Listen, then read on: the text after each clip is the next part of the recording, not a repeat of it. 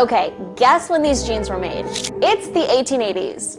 These super vintage Levi's were found in an old mine shaft in New Mexico and just sold for 76,000 buckaroos at an auction. In the context of pop culture, there's nothing bigger than Levi's.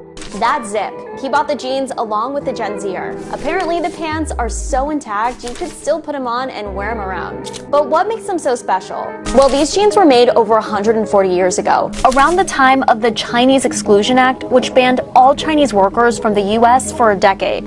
Which is why the phrase "made by white labor" is printed on the pants pocket, emphasizing that no workers of color made the pants. Levi says it adopted the slogan at the time, but dropped it in the 1890s. The company says it's fully committed to, quote, advocate for real equality today. Do exactly as I say, and you will not know death. At this point, this is considered a mass suicide. They signed out. Hasta la vista, baby. I mean, it's the cult of cults. We'll see you in our next session. On March 26, 1997, an anonymous phone call led police to a mansion in California. Yes, I need to report an anonymous tip. Who do I talk to? Sheriff's Department with a search warrant demanding entry. The lone deputy was horrified. One on top of another. 10, 12, 14, 16, 19, 23 bodies, 29, 30, now 38. Grand total to 39. The story behind those 39 dead bodies shocked the world. It was disturbing because I'm yelling for people to see if they're still alive, and I'm also saying goodbye. 25 years before, two eccentric spiritualists connected. Army veteran Marshall Applewhite met nurse and astrology Bonnie Nettles. Through the years, they went by Guinea and Pig, Bo and Peep, and finally settled on T and Doe. They would come to believe that they were highly intelligent aliens chosen as earthly prophets. The mind that was in Jesus, that mind is in me. They together quickly grew a following, promising people salvation and enlightenment.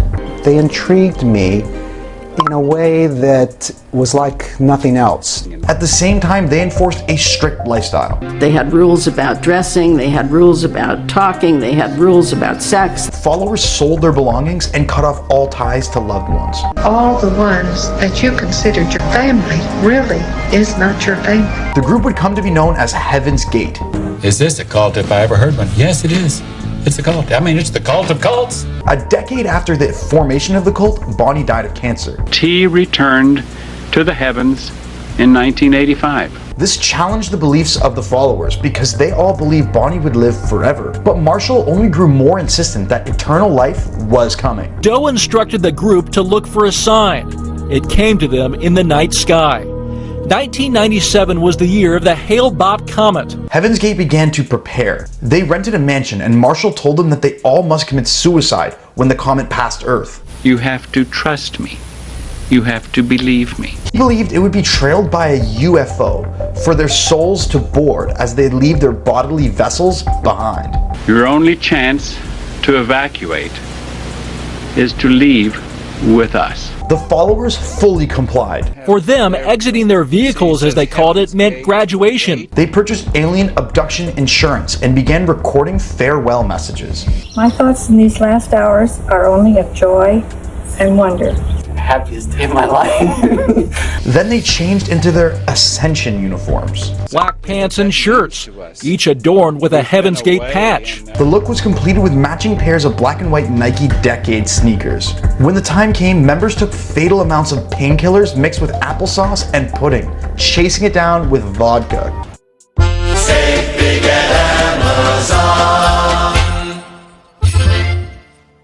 They took the poison in shifts and went to sleep, never to wake up. Remaining members would clean up after the dead and drape purple cloths over their faces while swallowing the deadly cocktail for themselves. 21 women and 18 men had taken their own lives. Marshall Applewhite was the third last to die. In the master bedroom alone, the leader. When the bodies were discovered, the public was horrified and fascinated. Why so many people described as kind, educated, intelligent would leave their families to join that cult in the first place. As photos of the dead circulated, the Nike logos on their Decade sneakers would become predominantly visible. It was Nike that was forced to pull the Decade off of shelves, and unlike just about every vintage model of the brand, The decade has never, and supposedly will never, be re-released to the public.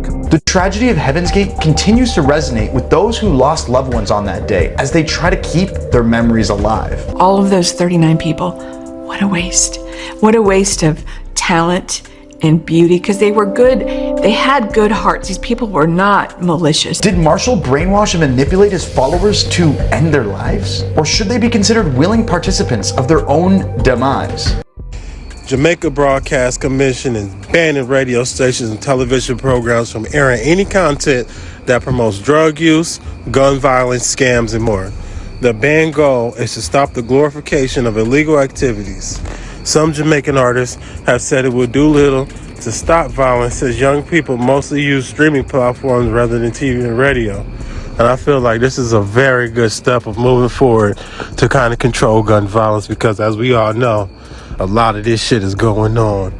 And it happened more than we expected, it happened more than we know, and it happens more that's being reported. But hopefully this will help and let artists know that you have to be more creative instead of speaking about this regular ass illegal activities that people have been doing for years and decades. It's time to start putting more positivity and education in our music so people can understand things better and hopefully live a better life.